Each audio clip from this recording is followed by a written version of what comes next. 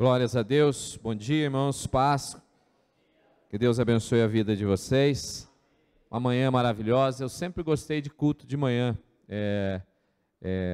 ele tem um outro ambiente assim e é muito gostoso, parece que é mais aconchegante o culto de manhã. E hoje está um domingo muito bonito, né? Muito sol lá fora, alguns já vieram para cá, deixaram o churrasco meio pronto, né? O Kleber já deixou lá a picanha marinando lá, né, Kleber? Hã? Ele tá, depois você encosta nele ali, talvez ele te convide. Mas nós queremos ministrar uma palavra para vocês nessa manhã, e eu queria que você abrisse a sua Bíblia, 1 Coríntios capítulo 15, nós vamos falar uma palavra que tem o título: A Vitória Vem Através de Jesus. A vitória vem através de Jesus. Queremos falar sobre a corrida da vida, né? E que nós corremos não para perdermos, mas corremos para sermos vitoriosos. E a vitória que nós temos nessa corrida que é a nossa vida, essa vitória vem até nós. Nós somos vitoriosos através de Jesus Cristo, através daquilo que Jesus fez por nós, através daquilo que Jesus faz por nós. E é sobre isso que eu quero meditar com você nesta manhã. Então abra lá 1 Coríntios capítulo 15, nós vamos ler lá no fim, o verso 57 e o verso 58, 1 Coríntios capítulo 15, verso 57 e verso 58, quero que você abra aí. Se você não tem a Bíblia, dá uma olhada, melhor, se você tem a Bíblia, você olha para o lado e vê se alguém não tem, daí você compartilha assim, né? Faz assim com a Bíblia, assim, dá uma empurradinha do lado assim, para a pessoa ler com você, para que todos possam ler. Diz assim o texto bíblico: mas graças a Deus que nos dá a vitória, diga vitória, por nosso Senhor Jesus Cristo. Portanto, meus amados irmãos, sede firmes, diga firmes, e constantes, diga constantes, sempre abundantes na obra do Senhor, diga abundantes, sabendo que o vosso trabalho não é vão no Senhor. Sede firmes e constantes, sempre abundantes na obra do Senhor, sabendo que o vosso trabalho não é vão no Senhor. Amém? Queridos, a nossa caminhada, a caminhada da nossa vida, ela é como se fosse uma corrida, né? E essa corrida, ela começa quando nós nascemos, né? Quando nós nascemos, já começamos, na verdade, a corrida, do ponto de vista biológico, começa antes mesmo de nascermos, né? Porque na concepção, na fecundação do óvulo, já tem lá uma corrida. São 200 milhões de espermatozoides, sabia disso não? 200 milhões, sai correndo lá e tal, e você já é um vencedor. Por quê? Porque você chegou na frente, né? Se você está aqui, significa que você venceu a sua primeira corrida. Você não é nem maratonista, você está até sedentário, talvez você está até um pouco barrigudo, né? O Sérgio está em dia ali, ó, né? Magrinho e tal, mas tem uns aí que, né, estão até barrigudo, mas você é um vencedor, porque a primeira corrida que você disputou na sua história, né, você venceu, né? Porque os biólogos aí falam que são 200 milhões de espermatozoides para fertilizar, para fecundar um óvulo, e você foi o campeão, né? Então a vida, ela é uma corrida, e aí quando você nasce, começa essa segunda etapa dessa maratona, essa segunda etapa dessa corrida. Ela começa então no nosso nascimento, e essa corrida vai terminar quando? Quando a gente estiver com Jesus, ou nós estamos com Jesus quando nós morremos, ou nós estaremos com Jesus quando o Senhor vier nas nuvens, né, e nos levar. Mas essa corrida só vai acabar nesse dia. Obviamente eu quero fazer um parêntese aqui, para você não chegar em casa segunda-feira e falar: não, eu não vou mais fazer exercício, porque o pastor falou, né, que a vida é uma corrida, então eu já estou bem, já estou me exercitando, né? Não é isso, mas é do ponto de vista figurado, né? Você está me entendendo o que eu estou falando para você. Então, essa corrida começou quando você nasceu, e essa corrida vai terminar no dia em que você morrer. E deixa eu te dizer algo, nessa corrida, nós somos chamados por Deus para sermos vitoriosos, sim ou não? Somos chamados para sermos vitoriosos. O John Stott, que é um grande escritor, um grande pregador, ele diz que a vida está muito mais para uma corrida do que para um passeio no parque. Passeio no parque você vai tranquilão, né? Olhando as árvores e tal. Corrida não. Você tem que correr, você tem um objetivo que é vencer. Então a nossa vida, ela está muito mais para uma corrida. E Deus tem nos chamado para que nós sejamos vencedores, nós sejamos vitoriosos. O texto que nós lemos, ele começa dizendo: mas graças a Deus que nos dá a vitória por nosso Senhor Jesus. Você então está correndo na sua história, você então está correndo na sua vida, e Jesus é aquele que vai te fazer de você vitorioso, vai fazer de você vitoriosa. E interessante é que neste processo, nós seremos lá no fim da corrida, nós seremos coroados pelo próprio Jesus. Imagina a tua vida como se fosse uma pista, imagina que você está correndo, mesmo com dificuldades, mesmo com lutas, mesmo com momentos em que às vezes você cai, você tem que levantar, né? A gente vê às vezes aí na Olimpíada, né? Aqueles vídeos bonitos da Olimpíada, aquele corredor que sai correndo, no meio do caminho ele vai lá e tropeça, ele tem que levantar, tem que correr de novo. Eu lembro daquele do Vanderlei, né? Aquele corredor brasileiro, Vanderlei alguma coisa, não lembro qual que era o sobrenome dele, mas ele estava lá em primeiro lugar numa maratona, veio um inglês doido lá, um irlandês doido de saia lá e atrapalhou ele. Você já imaginou, gente? Eu não sei se eu não desistia e não dava um couro naquele irlandês, né? Estou correndo, estou em primeiro lugar, falta pouco para eu chegar, vem esse doido, esse maluco me parar aqui no meio do caminho, mas não, ele se levantou, mesmo com dificuldade, ele foi lá e terminou a corrida, porque é muito importante que nós venhamos a terminar essa corrida, e não terminar de qualquer jeito, venhamos a terminar bem, vitoriosos, vencedores, sendo coroados por Jesus. Às vezes eu fico imaginando a gente terminando a nossa história, né? A Nilza aqui é corredora profissional, ó, cheia de medalha, ela está levando o Joacir para ver se o Joacir corre com ela ali, e eu fico imaginando que lá no fim da linha, né, na chegada, Jesus vai estar lá com aquela coroa, né, para botar na sua cabeça. Então esse é o processo da vida, ela é uma corrida. O autor do livro de Hebreus nos diz inclusive que nós devemos ter foco nessa corrida, nós devemos colocar foco nessa corrida, nos desvencilhando de todas as coisas que podem nos atrapalhar. Sabe por que nós temos que ter foco e temos que deixar de lado as coisas que atrapalham a nossa corrida? Porque nós corremos para vencer. Entenda isso, nós corremos para vencer. Eu pratico montanhismo. Montanhismo não é um esporte de quem chega primeiro.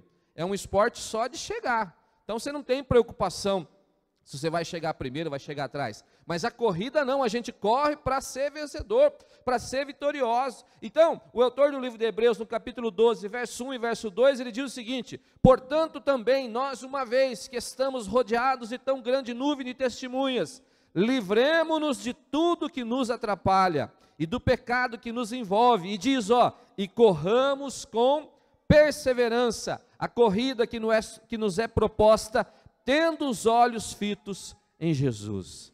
Imagina a vida como se fosse uma pista de corrida, e você imagina no final dessa pista Jesus, e o escritor do livro de Hebreus, ele está dizendo, olha, vamos correr olhando para Jesus, fitando em Jesus, tendo Jesus lá no fim, no lugar da chegada, e vamos correr pensando nisso, e não vamos nos atrapalhar com as coisas aqui, mas vamos manter os olhos fixos em Jesus, correndo em direção a Jesus, porque seremos vitoriosos, seremos vencedores. É necessário que nós venhamos a vencer, nós não corremos para perder, nós corremos para vencer. A corrida da vida cristã não pode ser um processo que você para no meio do caminho, não, eu vou parar aqui, vou descansar, né? Vou me envolver com umas coisas aqui do mundo, tal, de repente eu dou uma paradinha, depois eu volto. Não, é uma corrida que você tem que ter foco. Mas o interessante é que muitas pessoas estão desistindo de correr no meio do caminho, muitas pessoas estão parando, tem gente desistindo da vida a todo instante, a todo momento. Hoje o que mais a gente vê é problemas relacionados a isso, pessoas que estão desistindo, não quero mais correr, não quero mais estar nessa corrida. E deixa eu te dizer algo, isso é muito triste, porque não é isso que Deus tem para a nossa vida. Deus tem para a nossa vida que nós sejamos, do ponto de vista espiritual, corredores. Nós vamos ser todo mundo Usain Bolt, né? Aquele que faz assim, o raio, né? Se olha no espelho, você tem que se ver do ponto de vista espiritual como o Usain Bolt, aquele que ganha, aquele que sai correndo, ainda dá uma olhadinha para trás para tirar sarro dos que estão vindo atrás. Porque o Senhor é aquele que nos faz vitoriosos, o Senhor é aquele que nos faz vencedores. E aí eu te pergunto nessa manhã, por que muitas vezes nós vivemos como se fôssemos derrotados? Porque muitas vezes nós vivemos a nossa vida como se nós fôssemos o último lá. Porque muitas vezes nós vivemos a nossa vida simplesmente olhando as pessoas passar por nós e nos ultrapassar e ir embora. O que Deus tem para a sua vida não é que você seja um derrotado, mas aquilo que Deus tem para a sua vida é que você seja um vencedor. E a vitória que nós temos, ela vem através de Jesus Cristo. Quando nós corremos olhando para Jesus, focando em Jesus, fitando em Jesus, confiando em Jesus, nós somos vitoriosos. Nós vamos ter luta, vamos ter dificuldade, vamos ter tribulação, vai ter um irlandês louco que vai querer parar você. Mas você vai se levantar e você vai correr, porque você é um vitorioso, você é uma vitoriosa, você é um vencedor, você é uma vencedora. Deus tem te feito vencedor, Deus tem te feito vencedora. O Senhor não te criou para que você seja uma pessoa derrotada, mas a palavra diz que a vitória vem através de Jesus, e você vai correr olhando para Jesus, fitando em Jesus, e você vai ser vitorioso, vitoriosa. E eu quero dizer para você nessa manhã, que é muito triste, não podemos desistir da nossa corrida, não podemos desistir dessa maratona, porque lá no fim, no final, Jesus está nos esperando, com uma coroa, diz a palavra de Deus, e um dia nós ouviremos da parte do Senhor: vinde benditos de meu Pai. E esse é um chamado para mim e para você, para sermos vitoriosos. Mas existem algumas características nesta corrida, neste processo de ser vencedor e vitorioso, em que o apóstolo Paulo fala nesse texto que nós lemos. E a primeira característica daqueles que são vitoriosos e são vencedores é: sejamos firmes e constantes. Veja o que ele diz no versículo lá, olha: mas graças a Deus que nos dá a vitória por intermédio do nosso Senhor Jesus Cristo. Portanto, meus amados irmãos, sede firmes e constantes. Então a primeira característica de quem vence, de quem é vitorioso, de quem chega na reta final para ser coroado, é que essa pessoa é firme e constante. Nesta corrida em direção à vitória, nós devemos permanecer firmes, devemos permanecer constante. Entretanto, muitas vezes, os obstáculos que aparecem na nossa história, as dificuldades que aparecem na nossa história, que aparecem no meio do caminho, vão tentar nos desestimular de correr. Você sabe que a gente tem uma experiência como pastor, que é uma experiência de conversar com muitas pessoas. Eu acho assim que das profissões, e olha que de profissão eu entendo, eu trabalhei 20 anos com recursos humanos, acho que não existe nenhuma profissão em que o profissional se relaciona com as pessoas como o pastor se relaciona. Porque outros profissionais até se relacionam bastante, mas geralmente as pessoas que sentam para conversar com o pastor abrem seu coração, rasgam a sua alma, mostram aquilo que talvez não mostre para um médico, daquilo que não mostrariam talvez para um outro profissional. Então uma das experiências que nós temos é que nós temos tido a condição de conversar, de ouvir muitas pessoas. E uma das coisas que a gente tem visto é isso: pessoas que desistem no primeiro obstáculo, pessoas que querem desistir na primeira dificuldade, pessoas que pensam em parar, no primeiro irlandês louco que aparece, a pessoa pensa em parar. Mas veja, se somos vitoriosos, se somos vitoriosas, se somos vencedores, vencedoras, uma das nossas características é que nós somos firmes e constantes. Firmes e constantes. Mas quantas vezes as tribulações, as lutas, elas têm o poder de fazer a gente até mesmo duvidar do amor de Deus.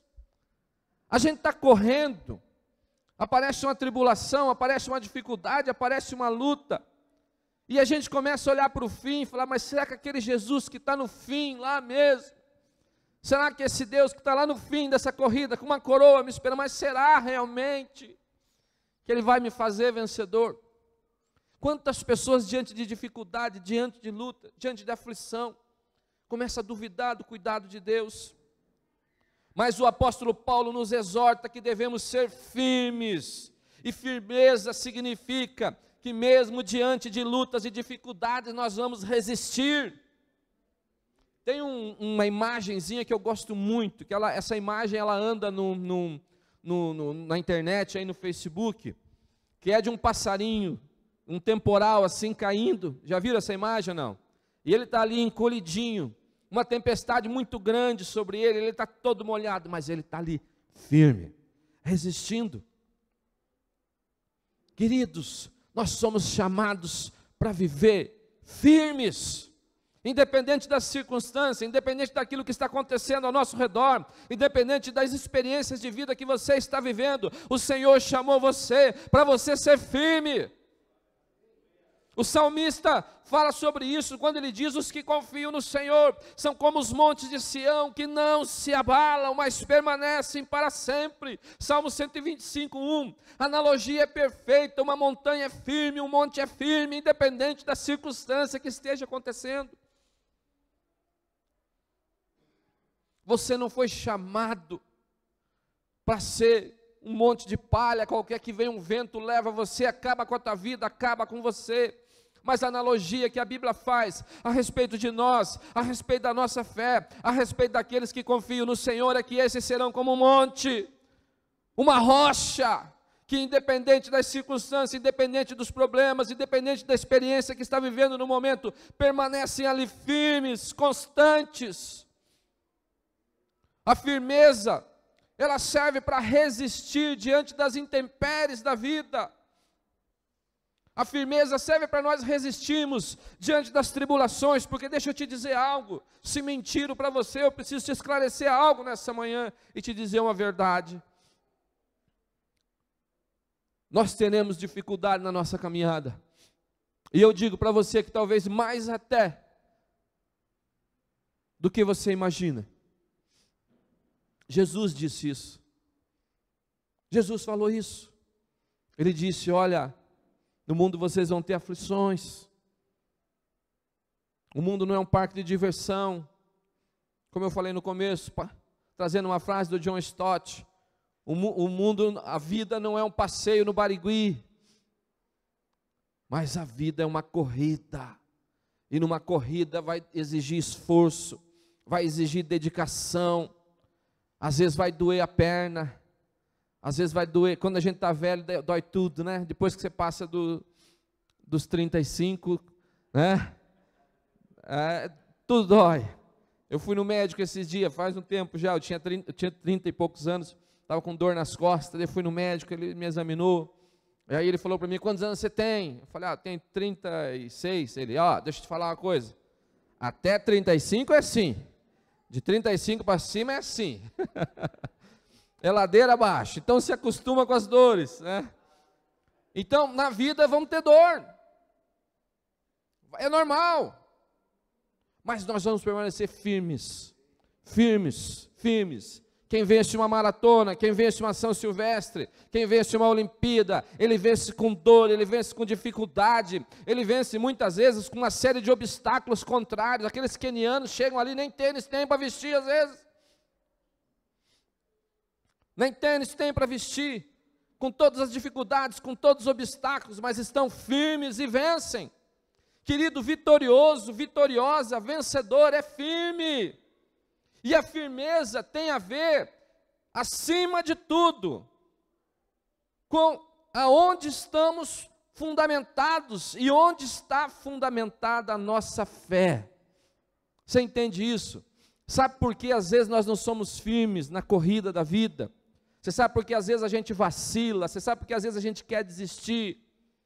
Porque a nossa fé está fundamentada no lugar errado. Sabia disso?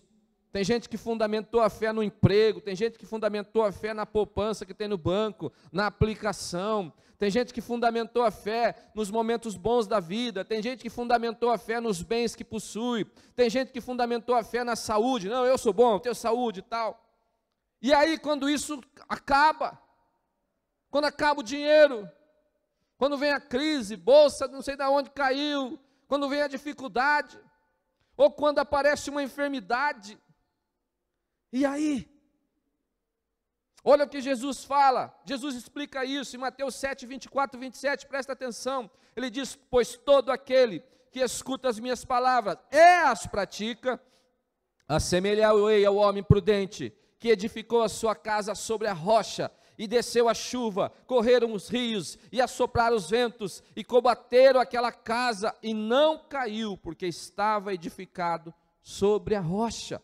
E aquele que ouve essas palavras, e não as cumpre, compará-lo-ei ao homem insensato, que edificou a sua casa sobre a areia, e desceu a chuva, e correram os rios, e assopraram os ventos, e combateram aquela casa, e caiu, e foi grande a sua queda. E eu pergunto para você nesta manhã: aonde está fundamentada a sua fé? Porque a tua firmeza vai depender de onde está fundamentada a tua fé. Aonde que está fundamentada a tua fé? Eu vejo assim, eu percebo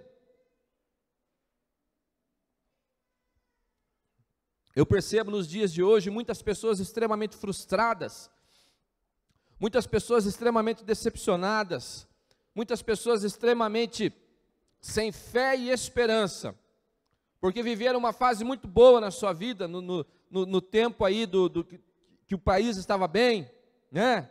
Todo mundo viajava de avião, todo mundo tirava férias, todo mundo comprava o que queria, todo mundo tinha bom salário.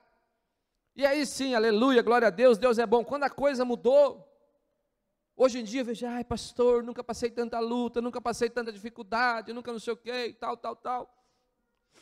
Eu também. Somos dois então. A questão é: mas aonde está fundamentada a tua fé? A tua fé está fundamentada enquanto você tem na tua carteira, ou a tua fé está fundamentada na rocha que é Cristo Jesus, que independente da circunstância, independente das lutas, independente das tribulações, independente do vento, independente da tempestade, eu estou firme. Eu estou firme aonde está fundamentada a tua fé.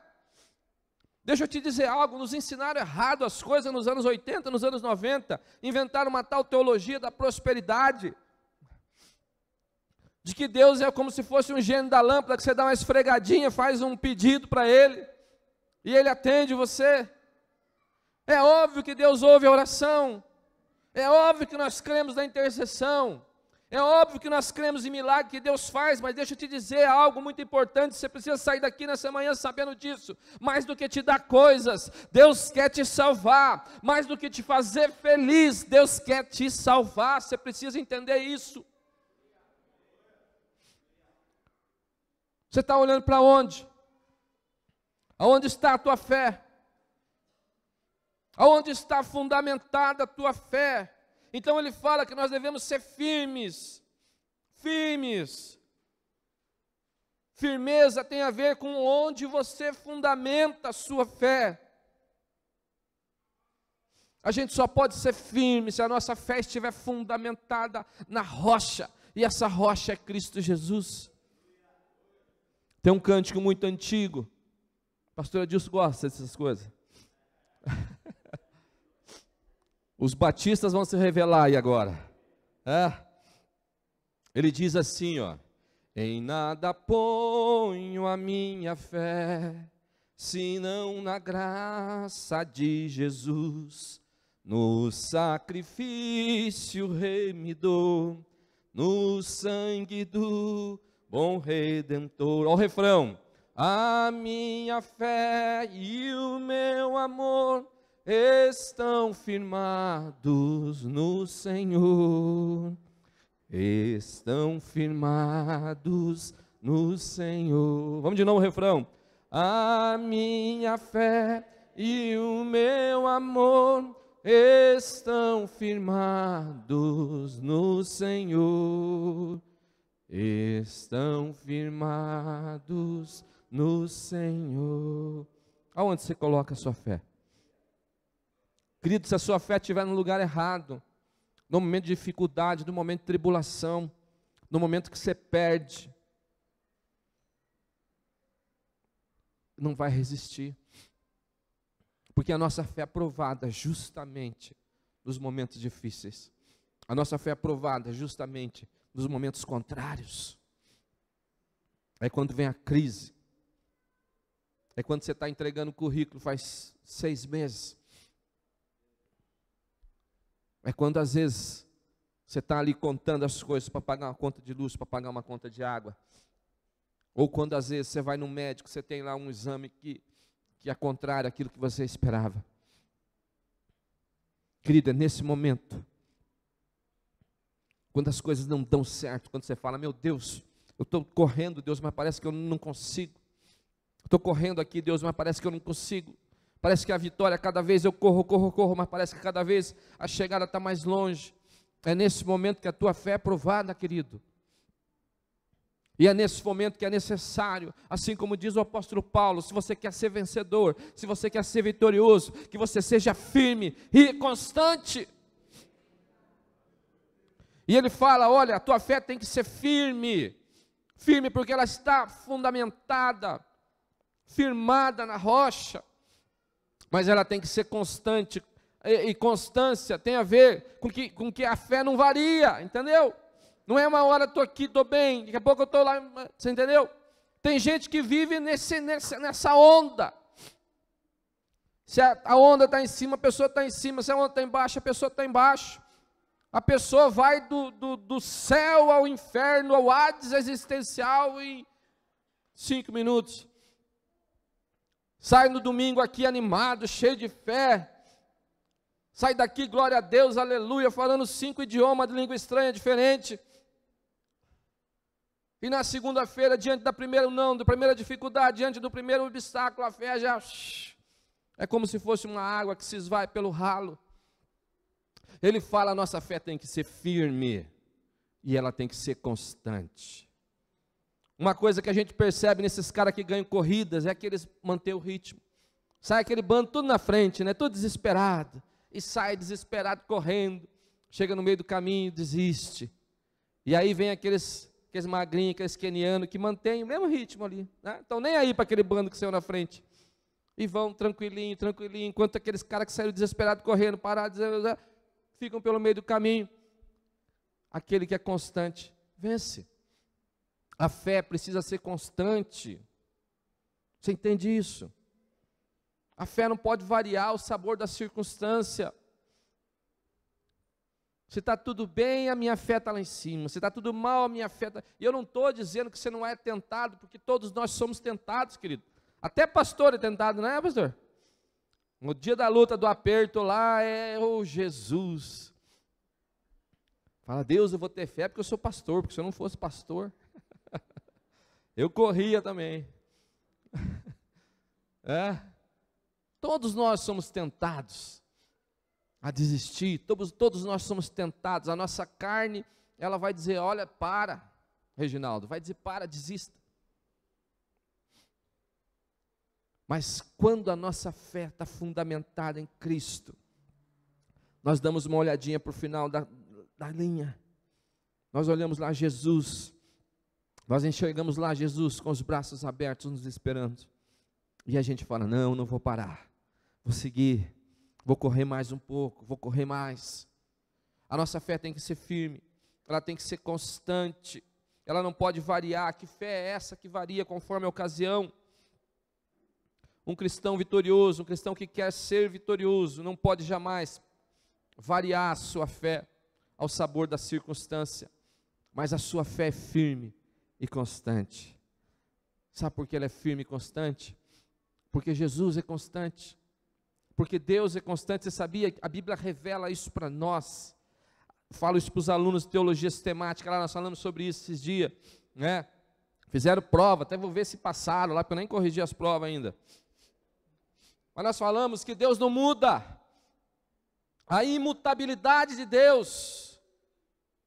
Em Deus não há mudança, nem sombra de variação. Deus é constante. Se a tua fé está fundamentada em Deus, você não vai mudar. A nossa fé, ela varia quando ela está fundamentada na Bolsa de Nova York, porque a Bolsa de Nova York um dia está baixo, um dia está acima, um dia está baixo, está acima. A nossa fé vai ser variável, se ela estiver fundamentada nas circunstâncias que estão ao nosso redor, que são variáveis. Mas se a nossa fé estiver fundamentada em Cristo Jesus, em Deus, a Bíblia diz que Ele jamais muda, e nele não há sombra de variação. Deus não tem a alta e a baixa, Deus está sempre na alta. O índice de Deus, o Dow Jones de Deus é sempre alto. Se a nossa fé está fundamentada em Cristo Jesus, está fundamentada em Deus, nós não vamos viver nessa sobe e desce de fé. Então, a primeira característica de um vitorioso é que ele é firme e constante. A segunda característica, o apóstolo Paulo fala: sejamos abundantes na obra do Senhor. Veja ali o verso que nós lemos no começo. Ele diz: portanto, amados irmãos, sede firmes e constantes, sempre abundantes na obra do Senhor. Queridos, entendam isso, é muito importante. Nós temos um chamado para servir o Senhor. Sabia disso? Sabia disso? Eu não sabia não? Todos nós temos, queridos. Ah não, chamado é só coisa para o pastor, para o evangelista, para o líder de célula. Não. Jesus chamou toda a igreja. Quando você foi chamado para a fé, você não foi chamado para vir no culto domingo só. Não, eu vou no culto domingo, eu sento lá, eu ouço a palavra, né? Eu vou embora, depois cada um que se vire, cada um não quer saber desse negócio de me envolver. Não, não. Você foi chamado para o exercício do evangelho. Você foi chamado para ser discípulo. Eu falei sobre isso semana retrasada. E discípulo é aquele que coloca uma cruz no ombro e caminha com ela. E essa cruz, ela não tem a ver com você. Eu falei isso semana retrasada. Quem estava aqui? Essa cruz não tem a ver com você. Essa cruz é um peso que você carrega para os outros, pelos outros. Eu expliquei isso. Tá? Jesus não carregou uma cruz pelos pecados dele. Jesus carregou uma cruz pelo pecado, pelos nossos pecados. Então a cruz do discipulado, quando nós somos discípulos, nós seguindo o exemplo de Jesus, nós carregamos uma cruz para o outro. Então entenda isso, você é chamado para servir. E enquanto você não entende isso, enquanto você não compreende isso, você não vive a abundância que Deus tem para a sua vida. Ele fala de vitoriosos, Jesus nos faz vitoriosos, mas ele continua o versículo dizendo, né? Mas sejamos abundantes na obra do Senhor. E veja, ele está falando do quê? Do envolvimento abundante de pessoas, de homens e mulheres, que se compreendem como fazendo parte de uma igreja, não como apenas participando de uma igreja, mas sendo verdadeiramente uma igreja, e trabalhando, e cuidando, e discipulando, e evangelizando. Isso é ser abundante. Veja o que o apóstolo Paulo diz, gente.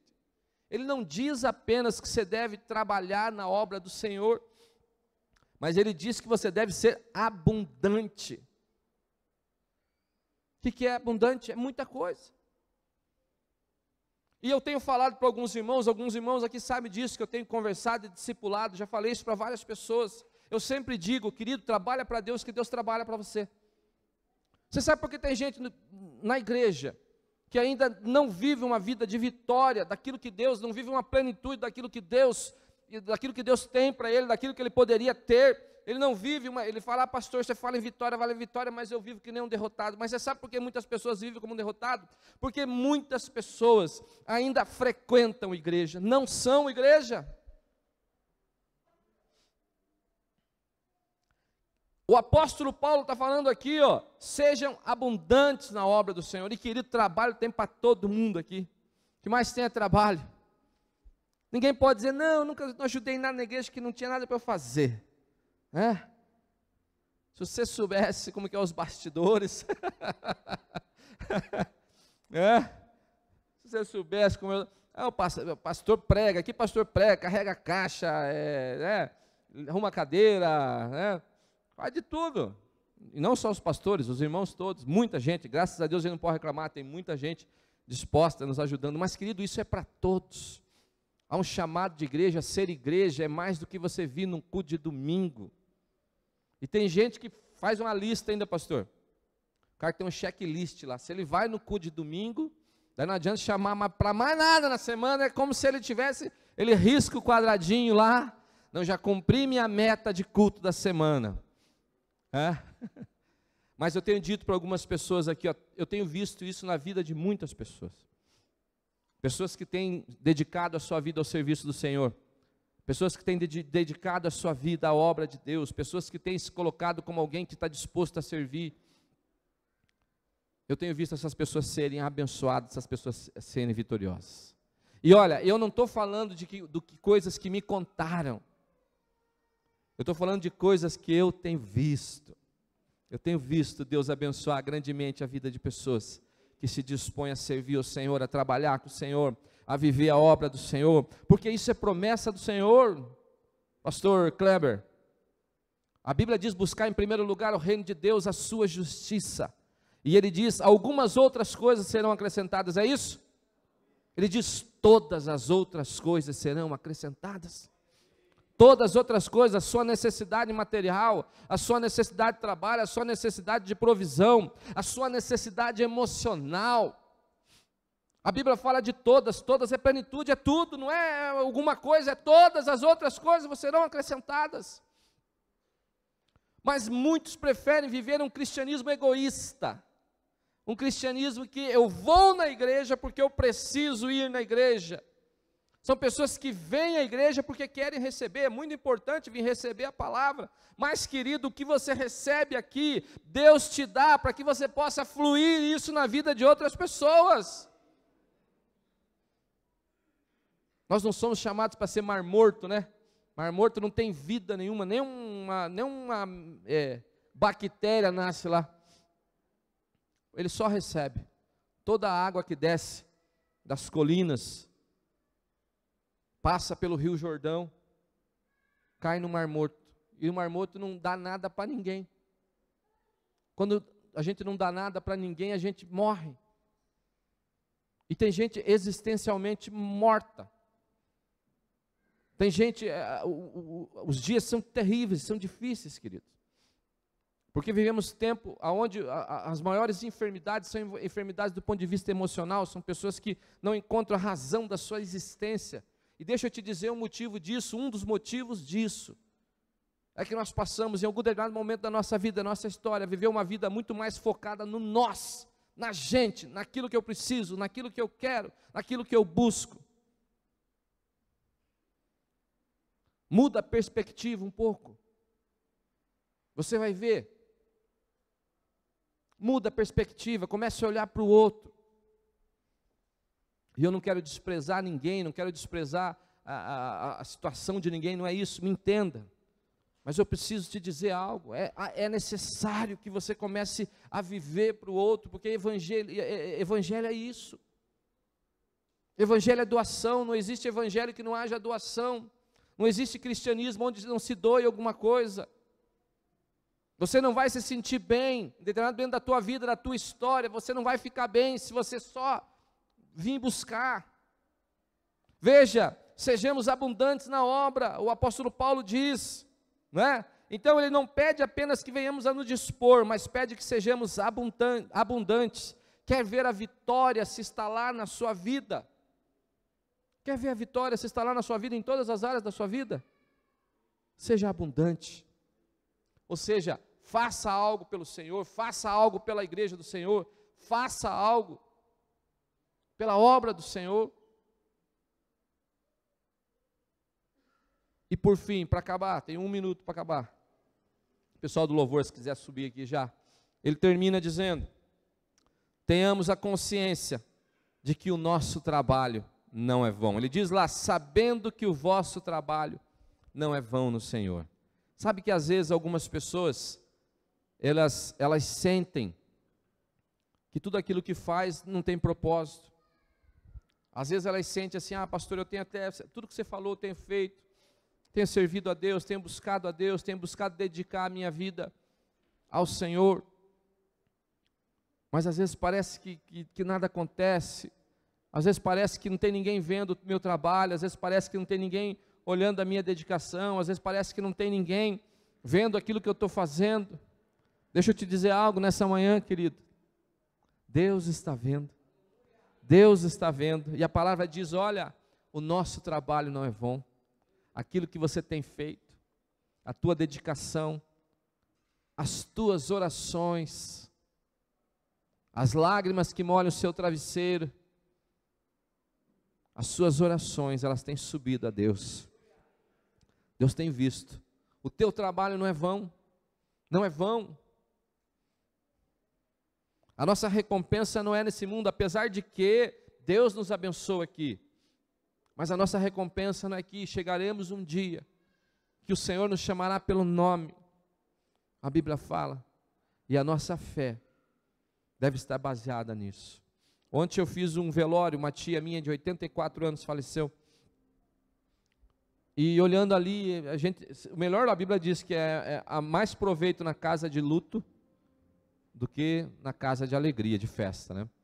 Porque a gente, diante da perda, nós começamos a refletir sobre a vida, sobre a brevidade da vida, nós começamos a refletir sobre aquilo que realmente é importante.